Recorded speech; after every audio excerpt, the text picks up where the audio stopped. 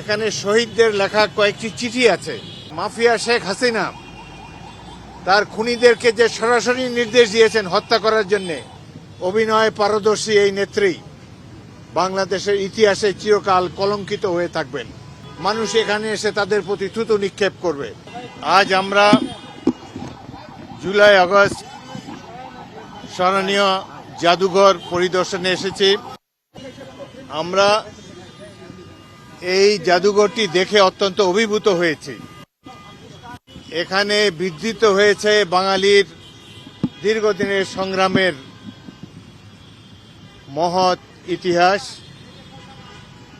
স্বাধীনতা যুদ্ধ, ৭১, বিভিন্ন সময়ে স্বৈরাচারের বিরুদ্ধে গণ আন্দোলন এবং সর্বশেষে জুলাই আগস্টের মহান গণ অভ্যুত্থানের চিত্র অত্যন্ত চমৎকারভাবে এখানে ধারণ করা হয়েছে।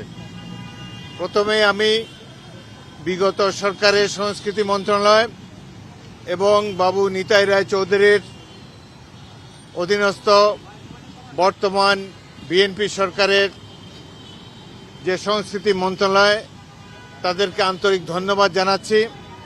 তারা অক্লান্ত পরিশ্রম করেছেন বাংলাদেশের সঠিক ইতিহাসকে জনসমক্ষে তুলে ধরার জন্যে। এটি দেখলে অশ্রু সম্বরণ করা অত্যন্ত কঠিন। যেভাবে এদেশের তরুণ, কিশোর, শিশুরা জীবন দিয়েছে গণতন্ত্র প্রতিষ্ঠার জন্যে, এটি শুধু বাংলাদেশের জন্য নয়, সারা বিশ্বের জন্য একটি উদাহরণ হয়ে থাকবে।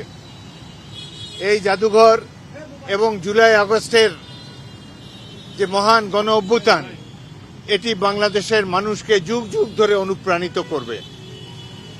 এখানে শহীদদের লেখা কয়েকটি চিঠি আছে। যাদের বুক পকেটে এই চিঠি ছিল, তারা তার বাবা মার উদ্দেশ্যে চিঠি লিখে গিয়েছেন যে আমরা স্বৈরাচার বিরোধী আন্দোলনে গণতন্ত্র প্রতিষ্ঠার জন্য শহীদ হবার জন্যই রাজপথে এসেছি। তারা জানতো যে তারা মৃত্যুবরণ করতে পারে। হেসে হেসে তারা মৃত্যুর মোকাবেলা করেছে, জীবন দিয়েছে, তাদের বর্তমানকে উৎসর্গ করেছে জাতির ভবিষ্যতের জন্য। তাদের ব্যবহৃত জিনিসপত্র, তাদের লেখা চিঠিসমূহ এবং তৎকালীন রেয়ার যে ছবিগুলো, ফটোগ্রাফগুলো, সেগুলো এখানে সন্নিবেশিত রয়েছে।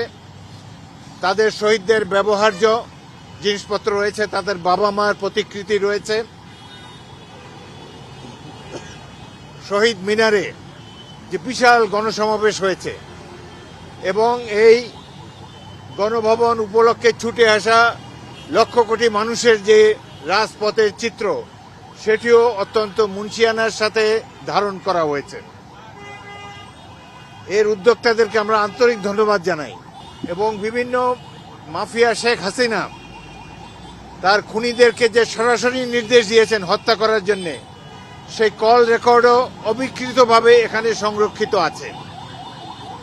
বাংলাদেশের মানুষ এইসব দেখে চমৎকৃত হবেন, দুঃখবোধে আক্রান্ত হবেন, আবার সাথে সাথে অনুপ্রাণিত হবেন ভবিষ্যতের লড়াইয়ের জন্য।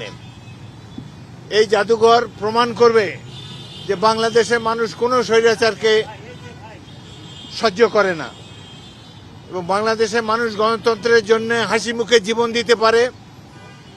সেই উদাহরণে এখানে জাদুঘরের প্রত্যেকটি কক্ষে এই দেশের জনসাধারণ দেখতে পাবেন। এই জাদুঘরে যে প্রবেশ করবে তিনি অন্য ধরনের একজন অনুপ্রাণিত মানুষ হিসেবে বের হয়ে আসবেন। কিভাবে ছোট ছোট শিশুদেরকে হেলিকপ্টার থেকে গুলি করে হত্যা করা হয়েছে, কিভাবে স্কুলের ছাত্ররা দুহাত প্রসারিত করে আবু সাঈদের মতো, মুগ্ধর মতো, ওয়াসিমের মতো হাসতে হাসতে জীবন দিয়েছে, এই দৃশ্য দেখে সবাই আমরা অভিভূত হয়েছি। দেশবাসীও এটি দেখে অত্যন্ত অনুপ্রাণিত হবেন বলে আমার বিশ্বাস। এই জাদুঘরটি হবে বাংলাদেশের মানুষের জন্য, অনাগত ভবিষ্যতের জন্য এক বিশাল সম্পদ। এই দেশে যে শেখ হাসিনা নামে একজন মাফিয়া নেত্রী ভুয়া পাতানো নির্বাচনের মাধ্যমে তার গোষ্ঠীর রাজত্ব কায়েম করেছিল, লুটপাট চালিয়ে গিয়েছে 16 বছর ধরে, তারও একটি চিত্র আপনারা দেখতে পাবেন। কিভাবে আপনারা দেখে অবাক হবেন, যাদেরকে তিনি হত্যা করেছেন সেই সব শহীদদের পিতামাতাকে তিনি সান্ত্বনা দিচ্ছেন যে তিনি খুঁজে বের করে তাদেরকে পরিবারের কাছে ফিরিয়ে দেবেন সেই শহীদকে, অথচ তিনি ভালোভাবে জানেন যে তাদেরকে 2-4 দিন আগেই হত্যা করা হয়েছে। অভিনয়ে পারদর্শী এই নেত্রী বাংলাদেশের ইতিহাসে চিরকাল কলঙ্কিত হয়ে থাকবেন এবং এই জাদুঘর যতদিন থাকবে এই মাফিয়া নেত্রী, এই মাফিয়া দলের হত্যাকাণ্ড সম্পর্কে মানুষ এখানে এসে তাদের প্রতি থুতু নিক্ষেপ করবে।